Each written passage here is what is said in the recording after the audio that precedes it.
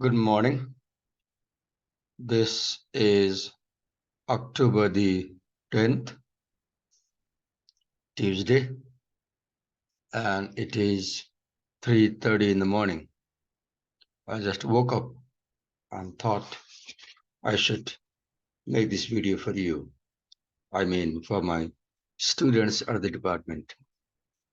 So what I'm doing in this video is, last week I could not complete discussing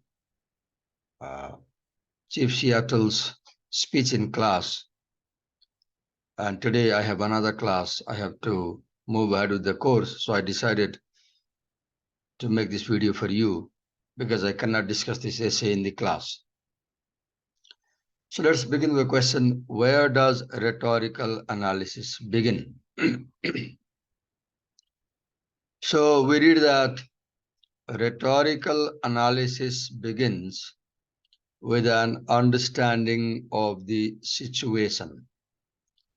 So I would show you, I'll explain you the situation in which to which this speech responds, or in which this speech was made by Chief Seattle. And we will try to understand how does this discourse, this speech respond to the given situation and how well. So let me take you to the notes there in that essay. I'll read some notes and try to explain. I collected these notes from the internet. So Chief Seattle, as we understand, was an Indian Suquamish and Duwamish chief. This is also about the rhetor. Suquamish and Duwamish are Red Indian tribes,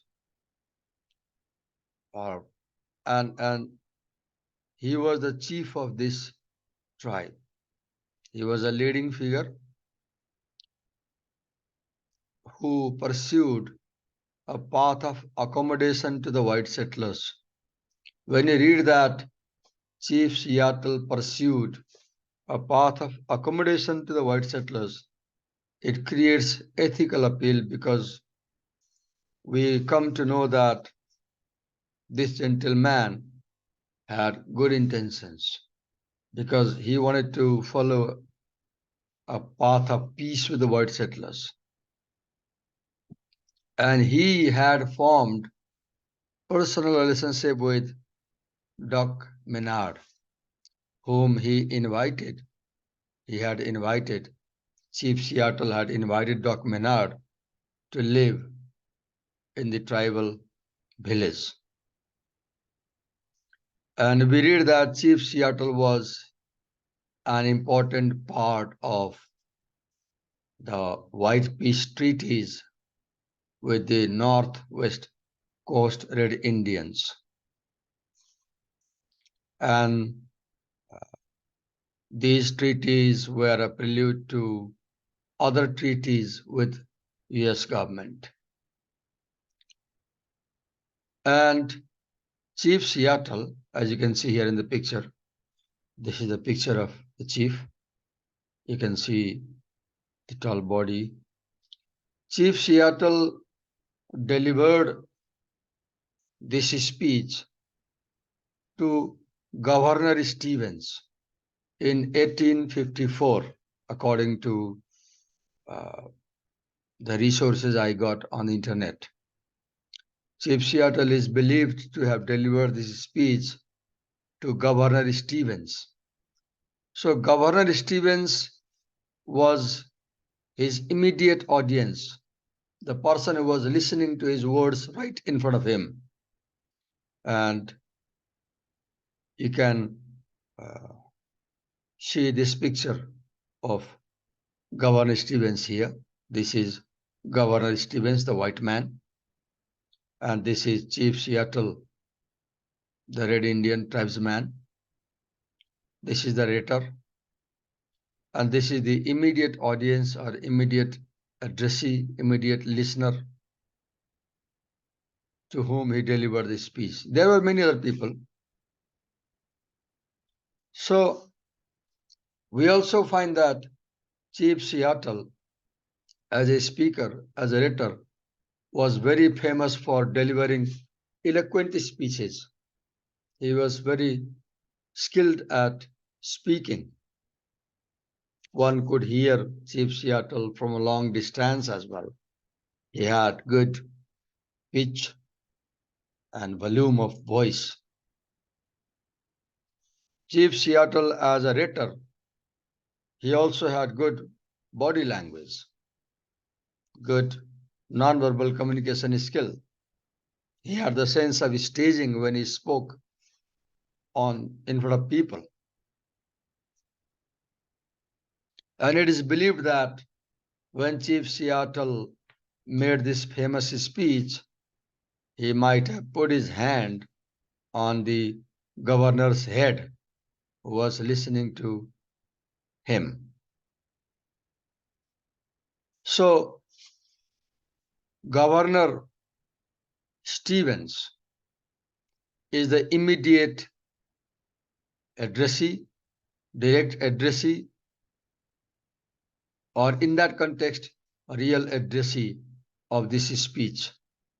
Another thing, let me point to this time, moment, kairos, exact moment. This speech is believed to have been delivered in 1854. I got this information from the internet sources, but it may be unreliable too, I'm not sure. Okay. So he is believed to have a considerable body size as well. Now I said that Governor Stevens was the immediate audience. We read that there were other Indian tribes also present, and these Indian tribes spoke different languages. So now we have another addressee. So besides Governor Stevens, the white man, there were other Indian tribes also present as addressee or audience to Chief Seattle's speech.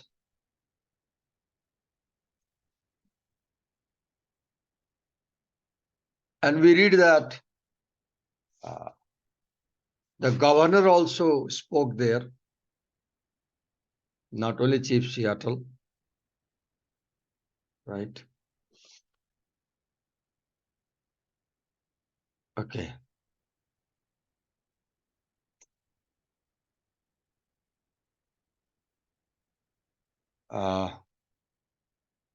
This information you can see on my screen I brought from the internet, but I'm not quite sure about the authenticity and reliability of this information, so I'll skip it.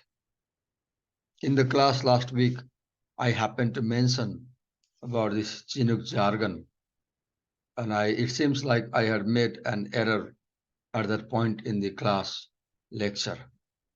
Here I read that governor's speech was translated into Pidgin language, into Chinook jargon. Okay.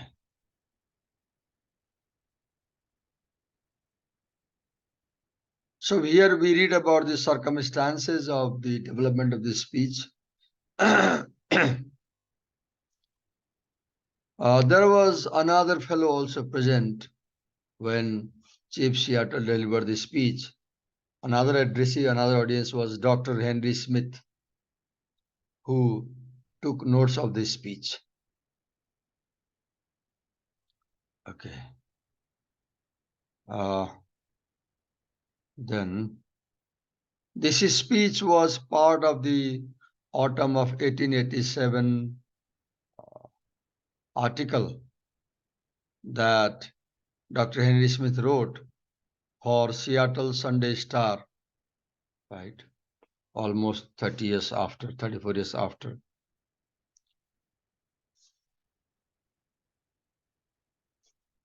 So let me show you some more things.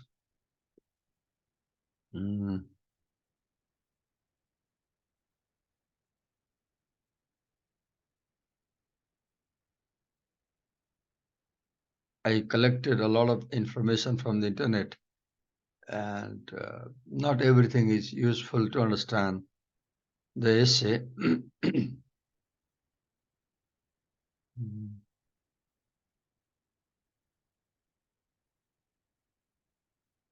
So it is argued that this speech by Seattle seems like a kind of ancestor worship, right? Like he says, rivers are our brothers, earth is our brother, mother, right? So this speech was published in different contexts in several media forms. Sometimes it was published in full version, sometimes it was published in short extracts. So the date of his speech is 1854, as we learn from the internet sources. And there are two main versions of this speech in use. So I told earlier that Chief Seattle invited Dr. Menard to live in his village. And Dr. Menard was also present when Chief Seattle delivered this speech. Who was Dr. Menard? Let's read. Here is a photograph of this doctor. Dr. Menard's full name was David S. Doc Menard. He was an influential figure in King County's early history. He is believed to be the man who invented Seattle, who established the village of Seattle, town of Seattle. And he had come to live in that place on the advice of Chief Seattle. And that place was known as the village of Duams before it was renamed as Chief Seattle. So the original name of Chief Seattle was the village of Duams. And he had come, the doctor had come to live there in 1852. He was a physician. Dr. Menard was a physician, a merchant. Okay.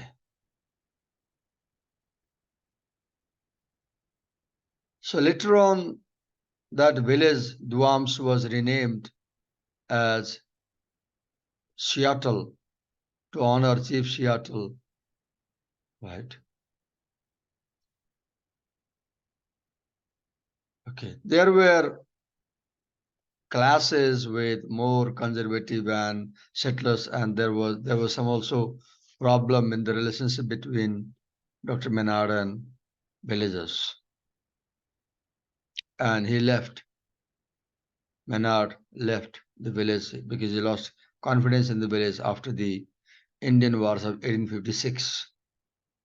To understand the Kairos, we also should note down that a war took place on January 26, 1856 between the Red Indians and the government forces. Okay.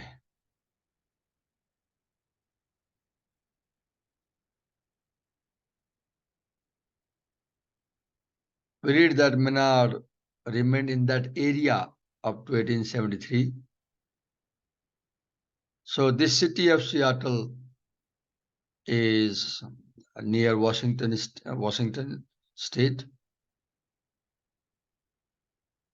Further, we read that this speech argues in favor of ecological responsibility and respect of Native Americans' land right.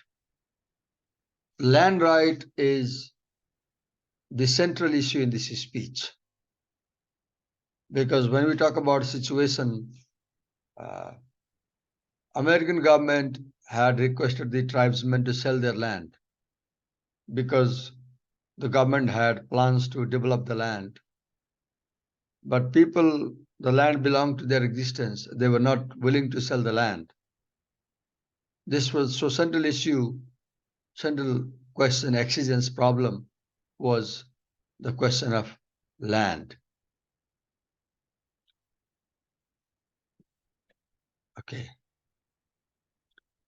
So the speech argues in favor of ecological responsibility and respect of Native Americans' land rights, as we read. It is argued that because there were many translations of this speech, maybe what he actually said might have been lost also, right? So the Suquamish tribes to which Chief Seattle belongs, the rhetor. Here you see ethical appeal if you pay attention because the chief is aged. He seems to be gentle. He seems to be honest and one who follows the ways of nature, a tribesman from Suquamish tribe. They speak a language known as Lushootseed. They are the Native American people who are located or who were located in the present-day Washington in America. So the rhetor comes from Suquamish tribe. Okay.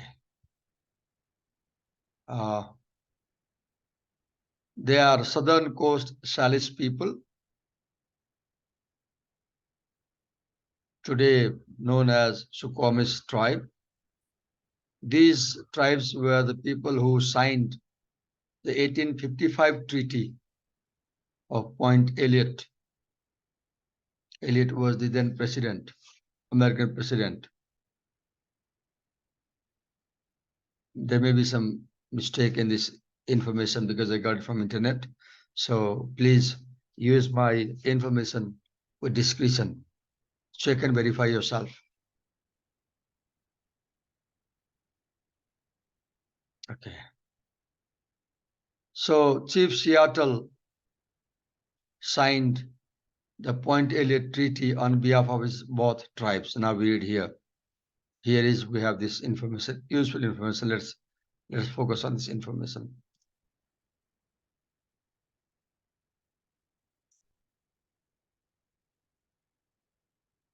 Chief Seattle, leader of Suquamish and Duwamish tribe, signed the Point Elliott Treaty on behalf of both tribes. Okay. The Duwamish, pronounced as, I can't pronounce, maybe, are Lushootseed speaking Native American tribes in Western Washington, as we read earlier. They descend from at least two distinct groups from before intense contact with people of European ancestry, people of the inside, and the people of the large lake, their ancestry. Okay. The name Seattle is Anglicization of the modern Duwamish conventional spelling, Sial. So see, we know now that the word Sial, English word Sial, comes from the Duwamish spelling, Sial.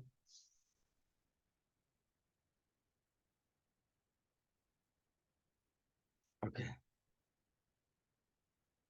The speech or letter attributed to Chief Seattle has been widely cited as a powerful, bitter, sweet plea for respect of Native American rights.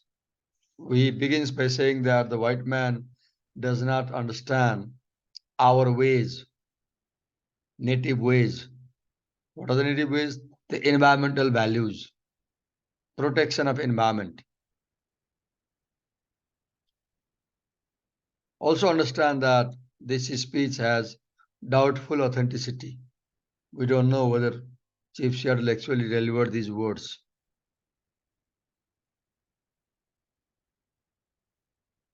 Okay.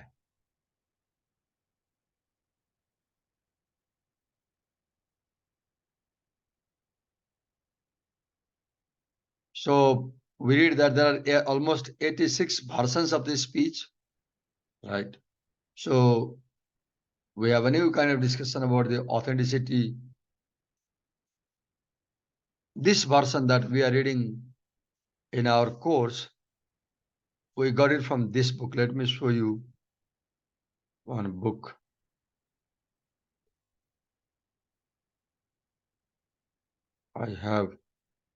I want to show you a book. Wait a minute. I want to show you the book from which this version has been taken in our course.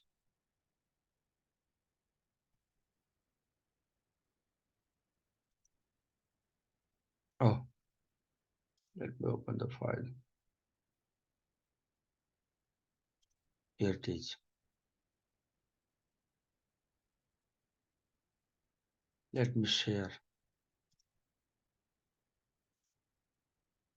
So as you can see the book cover on the screen, the essay that was taken from the anthology. And in the anthology, it was taken from this book, A Chronicle of Indian White Relations from Prophecy to the Present, 1492 to 2000, Native American Testimony, Revised Edition. You can see the Native American family here by Peter Nabokov with a foreword by Wayne Deloria Jr. And the book was published by Penguin Publications. So that speech was taken from this book.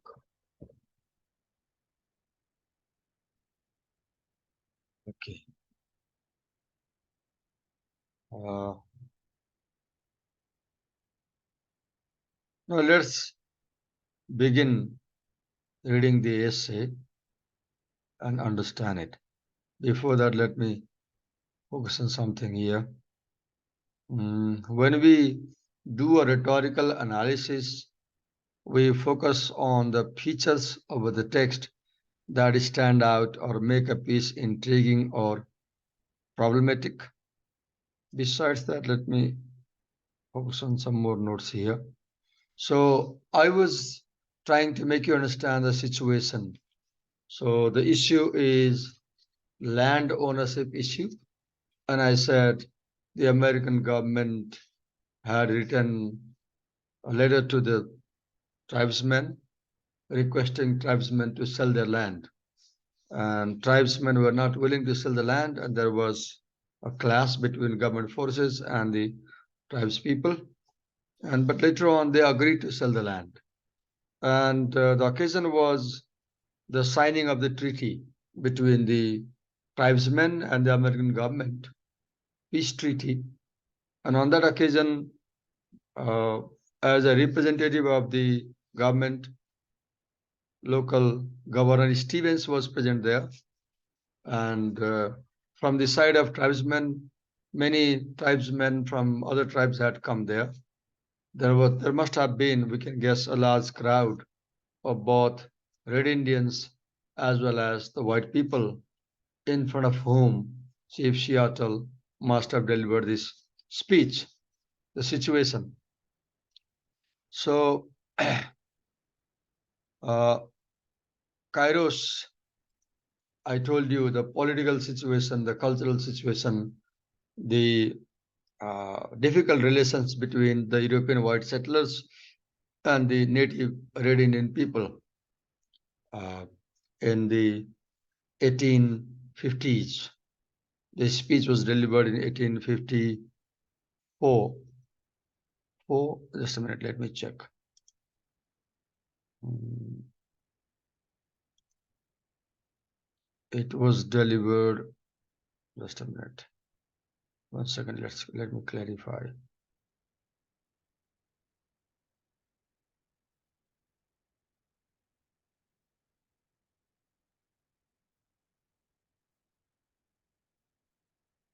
I guess it's 1854. Yes, it was delivered 1854. So the time of this speech is 1850s, right? And when we talk about Kairos, we need to know what was going on in that area in 1854, 1853, 1856. And we read that uh, a war took place 2 years after. Audience, the governor Stevens was the immediate audience. Uh, Doc Maynard was also there, and a lot of tribesmen were there, white people were there. Rhetor, Chief Seattle is the rhetor. Situation I told you, the signing of the peace treaty. Okay. Text. So I'll say that this speech has features of this speech talks about past, present, and future as well. It talks what the white men have done in the past. It talks about what's going on in the present, and it talks about the environmental consequences for the future. Right. So before we get into the text, into the essay, let's read something about rhetorical analysis. So we ask the question like, what is the nature of the purpose of this argument? We'll talk about it as we read. So the purpose of this argument is to motivate, convince the white people to listen to the tribesmen and not destroy the nature.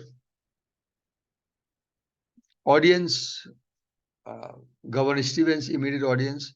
American president seems to be the audience, but we don't know if Chief Seattle had the American president in his mind when he delivered the speech. But as the speech was revised dozens of times, as it survived, now we see that it is written as letter to president. Appeals, mostly will say there are aphorisms which warn the white men about the environmental destruction and their consequences.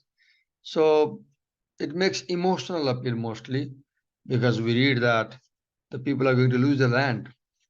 And as we pay attention to the honesty of Chief Seattle, simplicity of the rhetor, honesty of the rhetor, tribal background of the rhetor, then we have ethical appeal. It is Chief Seattle's personality. It is Chief Seattle's eloquence. It is Chief Seattle's uh, aura that appeals us. So I'll say he makes emotional and ethical appeal. And to some extent, the speech also makes logical appeal because Chief Seattle makes good reasoning. He argues that if you destroy environment by building cities as you're doing and destroying rivers and nature, then very soon you will be spoiling your bed and you cannot sleep in a bed where you have your own waste. Soon you too will come to pass away.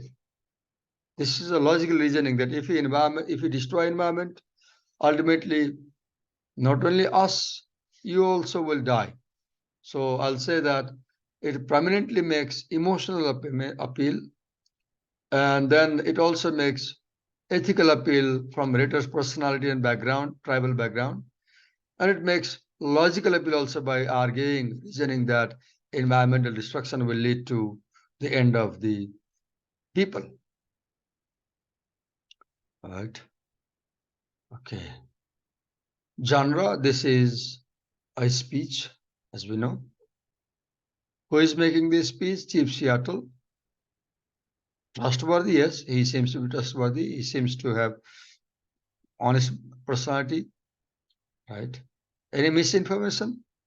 Maybe because as we read that this speech has been uh, preserved over a time and translated in many versions, right? Fake news, I don't think there is fake news in this speech. Authorities, Chief Seattle doesn't bring much authorities as Anfa Diman does, for example. Chief Seattle's authority is his own experience and his own wisdom, his own understanding of life, right? Facts, yes, he brings facts. It's a fact to argue that if it destroy nature, you will suffer, right? Specific claims he makes that uh, the white man does not understand the ways of the red Indians. What does it mean? It means that the white man doesn't understand that you should honor the land, you should honor nature, you should preserve nature, you should preserve environment, you should preserve the wilderness. You shouldn't destroy, you shouldn't spoil the rivers, you shouldn't dig the earth, you shouldn't subdue nature, you should live with nature. You shouldn't indiscriminately kill the animals as he talks, right? Issues issue is the issue of land ownership. The issue is the issue of land ownership. Context, the signing of the peace treaty between the tribes people and the government in the presence of the government, Governor Stevens. Fallacies, I don't think this speech has any argument, has any fallacies. King doesn't make any fallacious claims.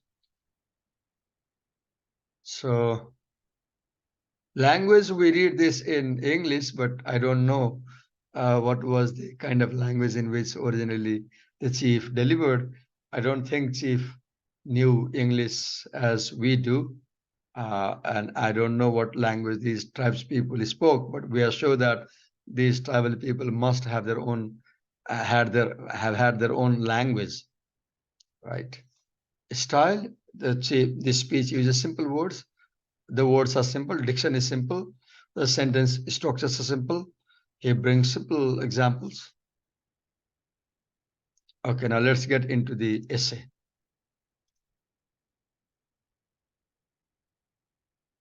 With this information, I hope, though I don't know if I am able to help you, but I hope if you listen to my comment and you make notes, then you come up with your own notes based on my discussion, right? Let's read the essay. This is the American president. I got this picture from the internet. This is the President Pierce, the 14th president who served as president from 1853 to 1857. And this letter is addressed to this president, the white man, right? And one more information that there was a battle of Seattle on January 26 in 1856, 2 years after this peace treaty was signed. So let's read. It's early morning, it's 10 past 4, and I'm feeling hungry.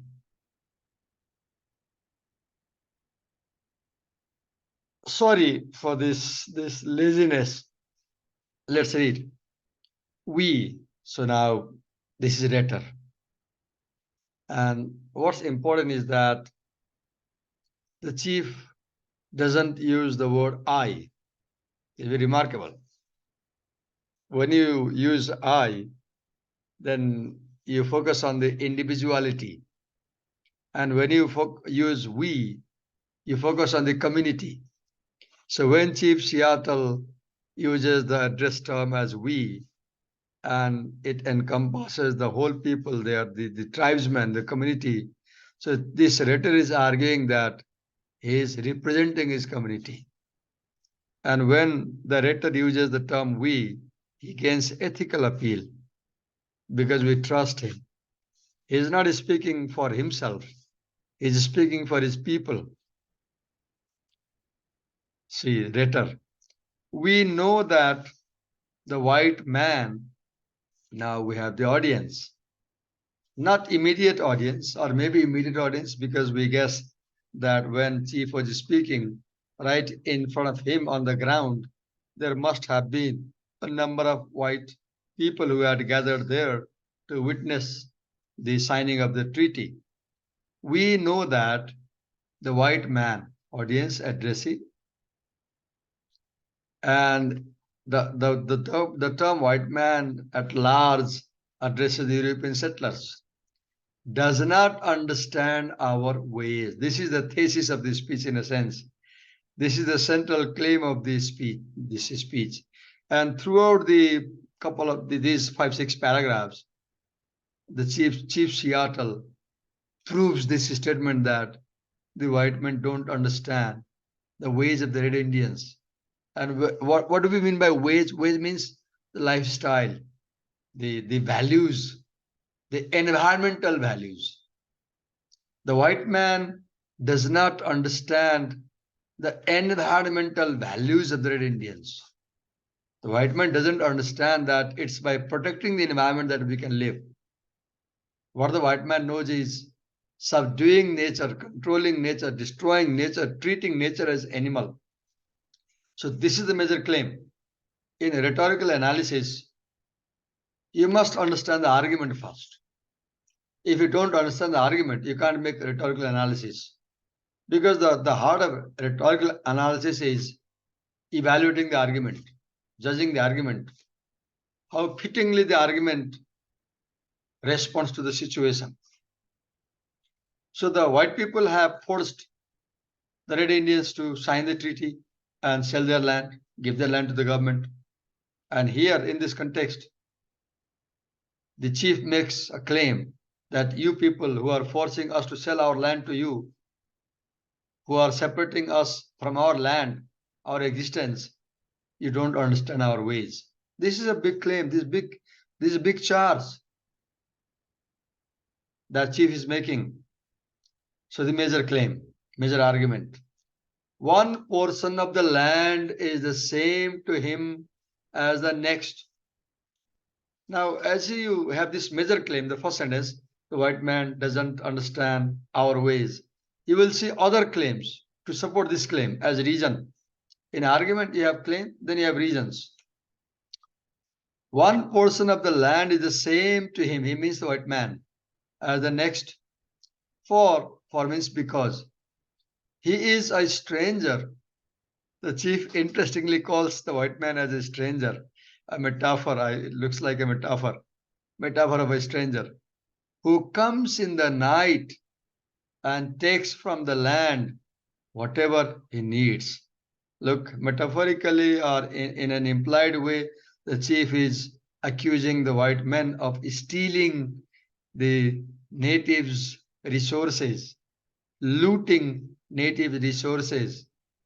The white man comes in the night and takes from the land whatever resources he needs. This is so true. European settlers went to Africa and they took whatever they needed. The earth is not his brother. Now, understand this way. When chief in the first sentence says the white man doesn't understand our ways, what does the chief mean? Chief means we Red Indians have the value, belief that the earth is our brother.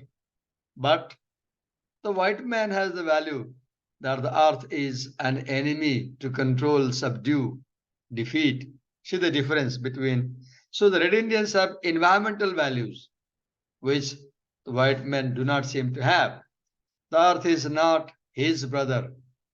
Implied meaning is we should treat earth as our brother, but his enemy. See the differences of values between the rhetor and the audience. So he gives the reason in support of that claim. The white man doesn't understand our ways. Why does the white man not understand the Red Indians' ways? Because the white man treats the earth as his enemy. Claim and reason. Claim and reason. In rhetorical analysis, you focus on the argument. And at the heart of argument is the major claim, central claim. And the central claim here is the white man doesn't understand our ways. Okay. The earth is not his brother, but his enemy. And when he has conquered it, he moves on. What does the white man do? The white man wants to conquer the earth. How does he conquer? By using machines, tools, digging the land, flattening the mountains, blocking the rivers, making dams, building cities, building skyscrapers, concrete jungles. He leaves his father's graves. European settlers came to America all the way from Britain.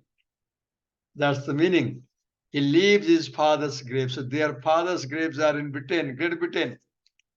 And his children's birthright is forgotten. Now, I don't clearly understand this segment, this line, but I guess what Chief is meaning is that when you leave your homeland and you come to this another newfound land, America, and you settle here, then your children can't see your land. The sight of your cities pains the eyes of the Red Indian. This is a very powerful sentence. It makes emotional appeal. The sight of your cities, the concrete jungle. When the Red Indians come in the city and they see, in the name of development, white people have built houses, concrete houses, RCC houses, the Red Indian feels very bad. He knows that these houses will not be easily destroyed. Like they are not nature friendly, they are not eco friendly. Cities are not eco friendly. This is aphoristic statement, or not aphoristic, but very appealing. Then he writes, he says, but perhaps it is because the Red Indian is savage. This is irony. Chief says, perhaps the Red Indian is savage, and we audience, we readers, we easily understand. He implies that the Red Indians are wise, the white men are savage, who don't understand the very basic truth that you cannot survive by destroying nature. So actually, this is ironical remark. The chief is mocking the white man.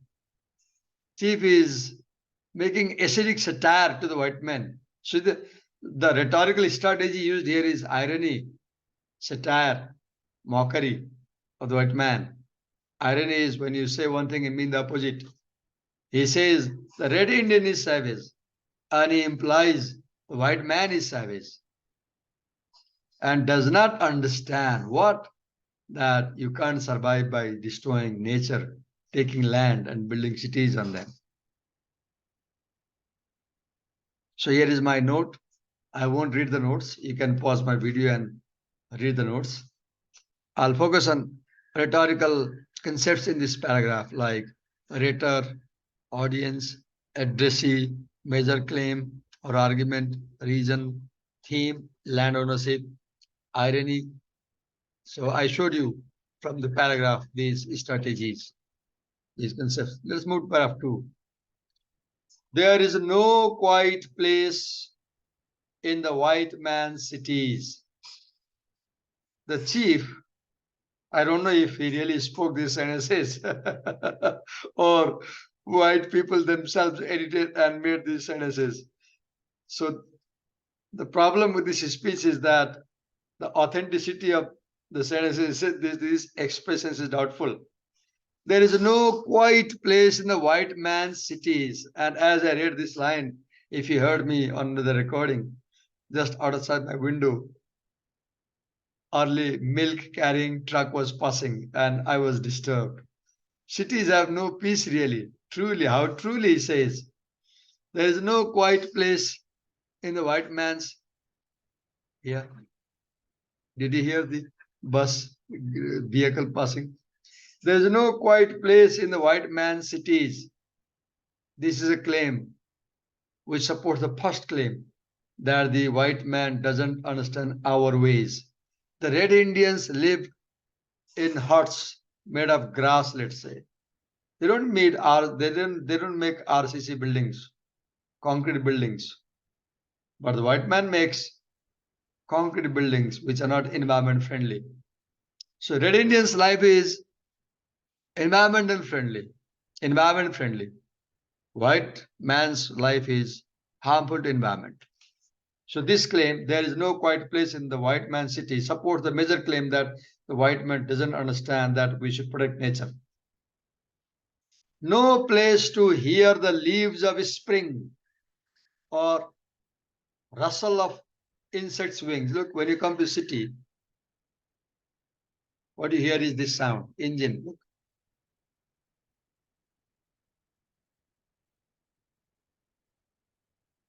Can you hear? Look, this is what I hear at 4:15 in the morning.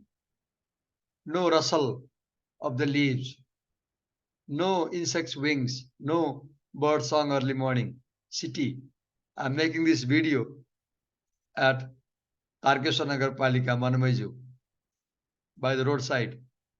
How truly is it? No place to hear the leaves of spring or the rustle of insects' wings in city. So here you have theme, issue of this speech. What? Environmental protection, environmental concern is the theme of this speech. And please understand, in rhetorical analysis, theme is central idea. We must understand the theme or issue that the rhetor is talking about. So this speech is about environment. But perhaps because I am savage, he time and again repeats this refrain-like statement, I am savage, implying that you are savage. But perhaps I'm savage. The white people said that the Indians are savage people. And their activities proved otherwise. It showed that white men are savage, destroying nature. But perhaps because I'm a savage, this ironical remark. So here we have irony as rhetorical strategy. I do not understand, meaning I understand. When the chief says, we do not understand, he means we understand. You do not understand that we should protect nature. The clatter only seems to insult the ear. See the clatter. Oh, how true these lines. How true. As I read these lines and explain for you over my laptop, I can hear the clatter outside my window. The clatter only seems to insult the ears. So the chief portrays the city as polluted area. The Indian prefers, look, he doesn't say I prefer. The chief doesn't say I prefer. He says the Indian prefers. So the chief is representing the Indian. So the implied rhetor in this speech is the Indians. Actual rhetor is the chief, Seattle. The implied rhetor is the Indian tribe, the Indian. The Indian prefers the soft sound of the wind. So in this paragraph 2, you see stark contrast between polluted city in the first 2-3 lines and the serene villages. The Indian prefers the soft sound of the wind. See the imagery. What imagery? Auditory imagery. Another remarkable feature of this style of this speech is King uses figures of speech, images. The soft sound of the wind, auditory image, you can hear, darting over the face of the pond, kinesthetic image, darting, movement, another image, kinesthetic image. Pay attention, note down, imagery, darting over the face of the pond. The smell of the wind, olfactory image, smell. See, various images brings. And you can contrast these images in the second part of the paragraph with the pollution in the first part. So here you see compare and contrast strategy. Chief Seattle compares cities and villages. The smell of the wind itself cleansed by a midday rain. I remember how when the raindrops fall on dry soil and the smell it brings. Unimaginably beautiful smell when the first raindrops fall on the dust. Cleansed by a midday rain or scented with the pinyon pine, nature imagery. You can smell the scent of the pine tree, pine fruit. When you get into the pine wood, you have a typical smell. Here you have nature imagery. And you can contrast these images with the cities. The air is precious to the red man. It is these things that the white man doesn't understand. When in the first sentence, Chief Seattle says that the white man does not understand our ways, he implies that The white man doesn't understand the sound of the wind darting over the face of the pond. The white man doesn't understand the smell of the wind cleansed by midday rain. The white man doesn't understand the scent of the pine tree. The white man doesn't understand the ways of nature. The white man doesn't understand the value of the pure air. Look, I live in Kathmandu, polluted city. And as I read these lines, I really long to go to my village. For all things share the same breath. Now this is the aphorism. An aphorism is a statement that contains a pithy statement that contains a lot of wisdom, a powerful statement. Simple but making powerful meaning. All things share the same breath. It's axiomatic sentence, factual statement, fact. All things share the same breath. The beasts, the trees, the man. And if you pollute that breath, that air, you won't survive. I repeat the sentence. I like this sentence. All things share the same breath. The beasts, animals, the trees, plants, the man, human beings. So the rhetorical strategy here is aphorism. Like a man dying for many days. Now we have a metaphor, or let's say simile, not metaphor. He creates an image of dying man. And we understand he's telling that, oh, white man, you will die soon because you're destroying nature. Like a man dying for many days. What is this? This is a simile, like comparison. What is he comparing? Like a man dying for many days, he is numb to the stench. Look, he means the white man. The white man has become like a dying man. And in the city, the white man doesn't realize the stinking of the pollution.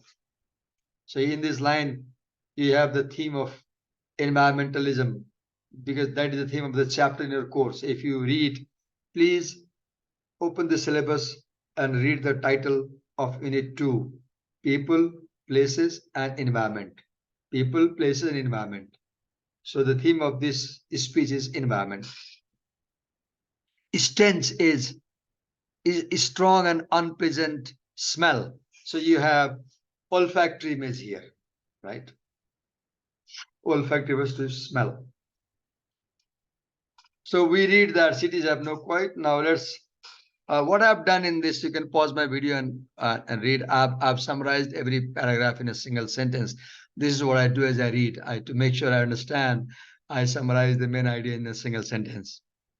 Cities have no serenity, but only noise and foul smell, main idea. Whereas villages have all natural beauty. So applicable rhetorical concepts in this paragraph are claim, theme, irony, rhetor, auditory image, kinesthetic image, olfactory image, nature imagery, environmental imagery, aphorism, figure of speech, simile. You can go back to the paragraph and relate them as I explained. You need to watch my video multiple times, I guess, before you make the notes. But I hope that the way I'm explaining you will be helpful. Okay, let's move to paragraph 3. What is man without the beasts? This is a rhetorical question. A rhetorical question, as I noted down from internet, is a figure of speech that is used to make a point or to emphasize a particular idea. Actually, it's not a question, it's an assertion. So when he says, what is a man without a beast? The speaker, the rhetor, implies that man is nothing without a beast. Man is nothing without the animals in the nature. So the chief says, what is a man without the beast? Interrogative sentence, question to the audience. And the audience understands man is nothing without the beast. This is a very wonderful rhetorical strategy writers bring. What is this strategy? A rhetorical question. And in your rhetorical analysis, where you focus on how more than what, you please write in your note copy that this is how the chief appeals his reader. He uses rhetorical strategy of asking a rhetorical question, where actually in the poem, the sentence seems like a question, but in the essence, it's an assertion, it's a claim. What claim? Man's life is nothing without the beasts, animals. If all the beasts were gone, men would die from great loneliness of spirit. Look, this is logical reasoning. This is logical reasoning. What is logical reasoning? You make a claim and give good reason, claim reason, claim reason, claim reason. Because therefore, because therefore, because therefore. Reasoning. Because you are destroying animals, therefore you would die. You would die because you are killing animals. Logical reasoning. Logic. Logic. And when a speaker makes good logical reasoning, the speaker has ethical appeal. Those people who speak reasonably, those who make convincing reasoning, they are trusted. So logical reasoning leads to ethical appeal. What is man without the beasts? If all the beasts were gone, men would die from great loneliness of spirit. For whatever happens to the beasts also happens to man. See, axiomatic statements. Statements which contains obvious truth, obvious wisdom. These are aphoristic statements. Aphorism. Sentences containing immense wisdom. Look, whatever happens to the beasts also happens to man. If animals die, man too will die. All things are connected. See the ecological concern. This is the sentence where you see the clear issue of environment. All things are connected. This is aphoristic sentence, factual sentence, fact. Statement about ecology. All things are connected. Whatever befalls the earth befalls sons of the earth. Oh God, how convincing. Whatever happens to earth will happen to people on this earth. So the main applicable rhetorical concepts in this paragraph are rhetorical question, as we saw, and aphorism. I won't read these notes I brought from internet for you. What rhetorical question means, what aphorism means, you can pause my video and read them. Paragraph 4. It matters little where we, see, Chief Seattle never uses the term I. And if had this speaker been an American, they will use I. It matters little where we pass the rest of our days because you're taking our land. Oh, white man. Oh, president. You're taking our land by force, by your cunningness. So it doesn't matter much where we pass our rest of our days. They are not many. We are going to die out. We tribesmen are going to die out. This is very emotional sentence. It makes emotional appeal because the rhetor says, you are exterminating us. You are killing us. You are bringing doom to us. You are causing end of our tribes people. Look how big claim this chief makes about white people. This sentence says 1,000 pages about the relation between European settlers and the native people. It matters little where we pass the rest of our days. They are not many. If you destroy environment like this, soon we'll die.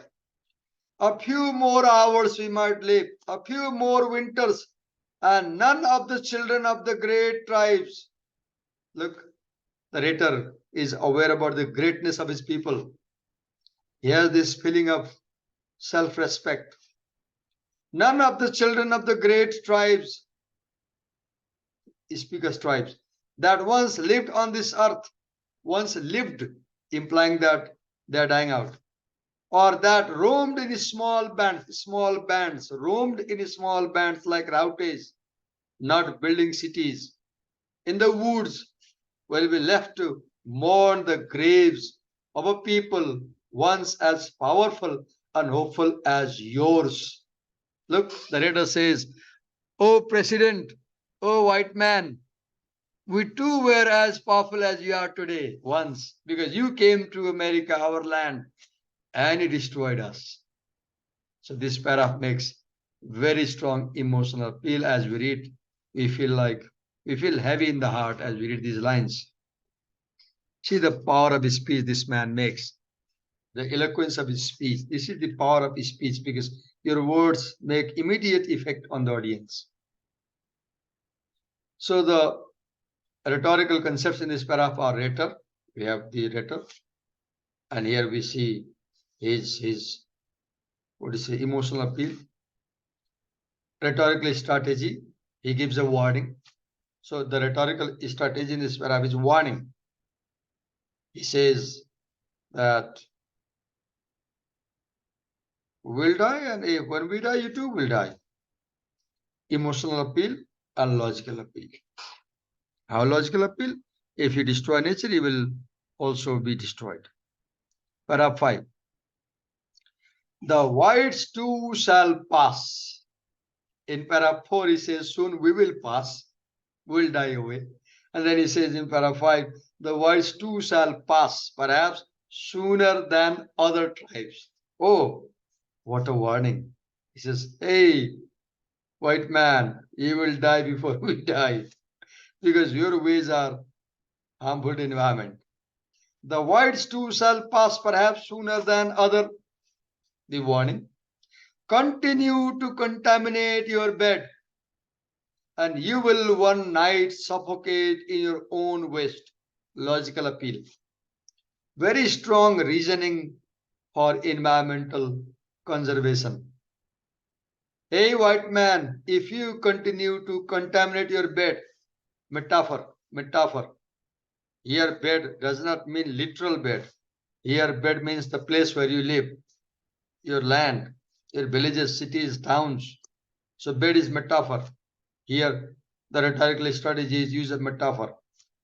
The speaker uses metaphor. Continue to contaminate your bed, and you will one night suffocate in your own waste. ओछ्यानमा दिशा गऱ्यो भने त कहाँ सुत्ने त जुन ओछ्यानमा सुत्नु छ त्यही आछी गऱ्यो भने त्यही सु गऱ्यो भने त कहाँ सुत्ने हेर्नुहोस् त कसरी भन्यो ए गोराहरू तिमीहरू जुन ओछ्यानमा सुतिरहेछौ नि त्यही आछी गरिरहेछौ त्यही सु गरिरहेछौ यति गनाउँछ अब यो कि तिमी त्यहाँ भन्न सक्दैनौ सरी for this Nepali Continue to contaminate your bed and you will one night suffocate in your own waste. मलाई लाइन घरिघरि पढ्न मन लाग्यो के Continue to contaminate. See the alliteration. Continue to contaminate. I like this poetic quality in the speech. Style, language. Continue to contaminate your bed and you will one night suffocate in your own waste. Aphorism, environmental concern, warning, logical reasoning. And this sentence supports the first sentence. The white man does not understand our ways. ख्याल गर्नुस् चिफले सुरुमै गोराहरूले हाम्रो जीवन दर्शन बुझेनन् भन्छ गोराहरूले हाम्रो जीवन दर्शन बुझेनन् भन्छ त्यो भने के कस्तो जीवन दर्शन प्रकृतिसँग बाँच्ने जीवन दर्शन बुझेनन् उनीहरूले जग्गा खोज्छन् सिटी बनाउँछन् हामी चाहिँ सानसानो ग्रुपमा जङ्गलमा घुम्दै बस्छौँ उनीहरू चाहिँ कङ्क्रिटको सहर बनाउँछन् त्यो सुरुमा जुन सेन्टेन्स छ नि द व्हाइट म्यान डजन्ट अन्डरस्ट्यान्ड आवर वेज त्यो नै थेसिस हो स्पिचको सेन्ट्रल क्लेम हो होल एसेले त्यसैले ब्याकअप गरिरहेछ okay it supports the initial argument त्यो ब्र्याकेटमा मेरो कमेन्ट हो when the buffalo na example when the buffalo are all slaughtered त्यो अर्को वे टु रेनी माउन्टेन पढ्नु भयो भने तपाईको कोर्समा त एक पाना मात्रै छ मैले तपाईलाई रिक्वेस्ट गरे त्यसको पीडीएफ पाउँछ 100 पेज जति छ त्यो पुरै पढ्नुस् त्यहाँ पढ्नु छ कसरी चाहिँ व्हाइट म्यानहरुले चाहिँ बफेलो मारे सिद्ध्याएर रहेन when the buffalo are all slaughtered the wild horses all tamed The secret corners of the forest, happy with the scent of many men, and the view of the ripe hills blotted by talking wires, telephone wires, wires for telephone. Where is the thicket? The jungle gone. How powerful statement. What a strong emotional appeal in favor of protecting environment. And what a logical appeal. If you develop with technology, nature is gone. So here he talks about environmental destruction using logical appeal. Where is the eagle? Understand that eagle also stands as a symbolic power of America. Today, the eagle is in the seal, American seal. The American seal contains eagle. Where is the eagle? The soaring bird. Eagle symbolizes serene, clear, clean environment because eagles eat dead carcasses and they clean environment. Where is the eagle? Gone because buffalo is gone. Once you kill buffaloes, eagles don't have food. See the ecosystem. How? Do you see? Here is ethical appeal. How there is ethical appeal? Though this chief is not formally educated, the white people think he is a savage man. And look his wisdom. He understands the ecological balance. The chief understands the principle of ecosystem. And here he's saying that once you kill the buffalo, the eagle is gone. Because in the nature, the eagle survives by eating the meat of the buffalo. कति ठुलो कुरा भनेर हेर्नुहोस् त whole signs यहाँ छैन environmental signs छैन यहाँ इकोलोजिकल साइन्स छैन नपढाए मान्छेको भाषण हेर्नुहोस् त Where is the eagle gone? And what is it to say goodbye to the swift? When you say goodbye to the bird, के हुन्छ अब psychological appeal. When you say goodbye to the eagle, the bird and the buffalo hunt, the end of living and the beginning of survival. See the word, living versus survival. Red Indians believe in living. The white man believes in survival. Living versus survival. You end up with survival when you kill the animals and birds. You are living when you protect animals and birds. The end of living and the beginning of survival. Rhetorical question. We might understand if we knew what it was that the white man dreams. The new American dream भन्छ नि great ग्याट्सबीको के अरे फिट्जराल्डको great ग्याट्सबी हेर्नुहोस् न जहाँ चाहिँ अमेरिकनहरू चाहिँ बन्डहरू बेच्ने सेयर फ्याक्ट्री अनि पैसा कमाउने पैसा पैसा पैसा पैसा materialism. If we knew what it was the white man dreams, what he describes to his children on the long winter nights, is a tarot. Whenever you dream destruction, you dream big cities and cities they are not sustainable. What visions he burns, you have no dream to tell your children. You have no vision. Look, the chief says that the white man has no vision. If he had vision, why will he destroy nature, kill animals and birds?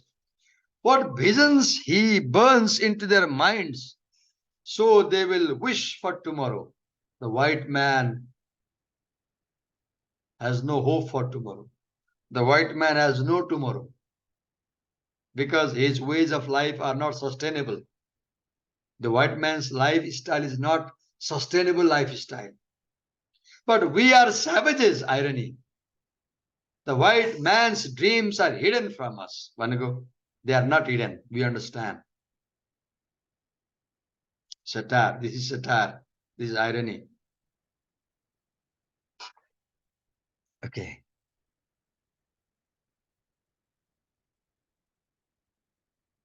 So the applicable rhetorical concepts in this paragraph are logical appeal, which brings ethical appeal, the rhetorical strategy of warning, and aphorism.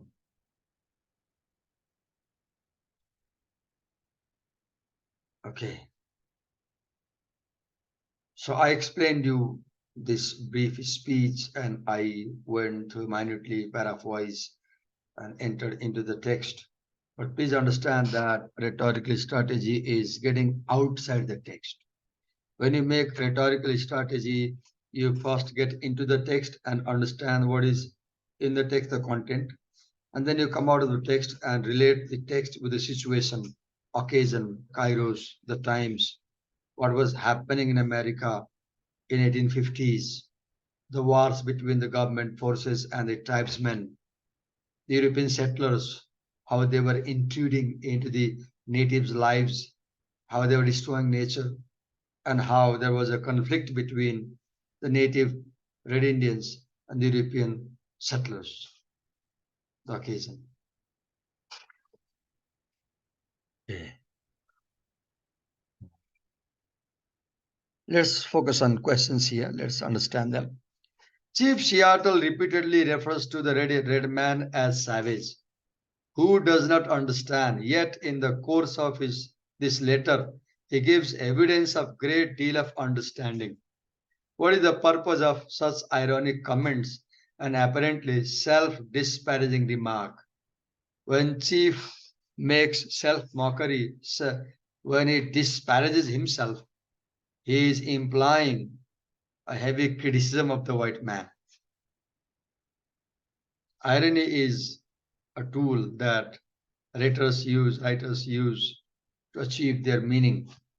So when he says the white man doesn't understand our ways, he proves that we are not savage, the white man is savage. Because we live with the nature and he lives against the nature. Second question. Scholars have recently suggested that Chief Seattle's letter is in fact the creation of a white man. I told you earlier, the authenticity of this speech is disputable, right? Doubtful. Based on Seattle's public oratory. If so, what rhetorical techniques does the white editor associate with Indian speech? Why might he have done so? So if we believe that this speech was rewritten by a white man, then on what rhetorical techniques does he focus? Go back to the paragraphs, listen to me again and note down. A surprisingly modern note of ecological awareness resounds in the statement, whatever happens to the beast also happens to man. All things are connected. Paragraph 3. Locate 2 or 3 similar observations and explain their effectiveness. Go back and locate sentences where King brings examples of cause and effect. If you destroy nature, cause, you too will get destroyed. Question 4. Chief Seattle says that the red man might understand the white man better if we knew what it was that the white man dreams, what he describes to his children on the long winter nights, what visions he burns into their minds. So they will wish for tomorrow. See, wish for tomorrow. What does it mean? Wish for tomorrow means sustainable life. Para 5.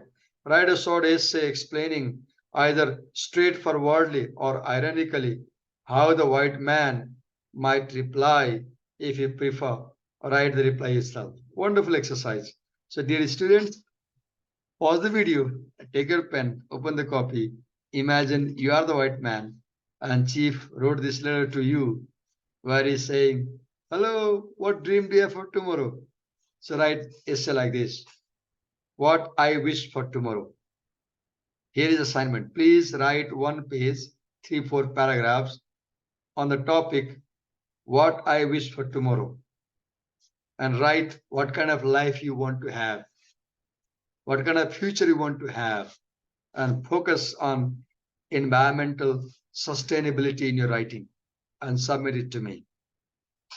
So I made this video for you.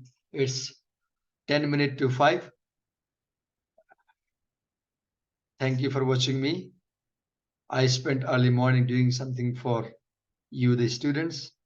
I hope you will be inspired by the teacher's dedication to you, and you will use this resource to learn and develop.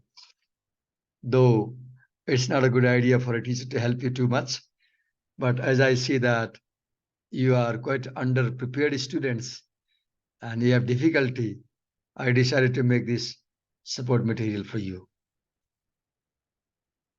So I stop the recording here, and you can please do leave a comment and give a response how useful the material was. Thank you.